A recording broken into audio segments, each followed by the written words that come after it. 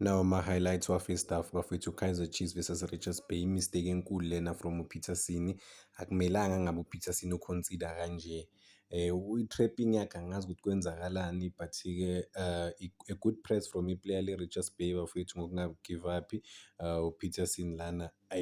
But uma ungekho comfortable on the ball or ubona ukuthi ngathi lizokubhayizisa ibhola lishaye same time, but kubonakala kungathi kune-mistake, inyawo lakhe ngathi uthintekile kancane, asazi ukuthi uye ongayichaza lento ayi-explain ukuthi what went wrong. But-ke for the third time this season enama-mistake uKaizer Chiefs. Asiboneni i-equalising goal ye-Kaizer Chiefs.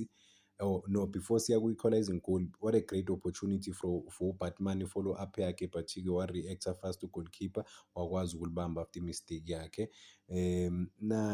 Okay, this was another opportunity again for i-Kaizer Chiefs. Uyabona nje kuyashaywa lana, kuyablockwa, uBatman again turn and shoot, but-ke alina-power ibhola lakhe. If beline-power ngabe belithole i-deflection e-strong, e-powerful. Asimuveni-ke siye kwenye i-moment enkulu for i-Kaizer Chiefs. I-penalty kaLebohang Maboy. What a powerful penalty, by the way. Li-strong, li-right. Power behind the ball mawushaya i-penalty. There's no way goalkeeper ambambe i-power. I can guess the side, but-ke when there is power behind the ball, kunzima for any goalkeeper ukuthi alibambe ibhola.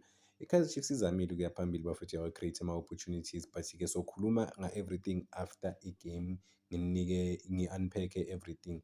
Then i-penalty-ke leli siyabona ukuthi vele umkhahlelile, a-clear penalty.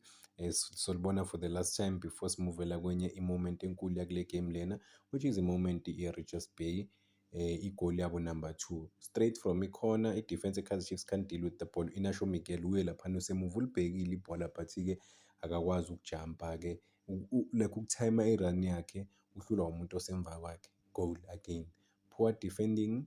Yeah, what can I say? But ama-highlights wa-first half bafethu sophinde sibuye. Cela uzibambe.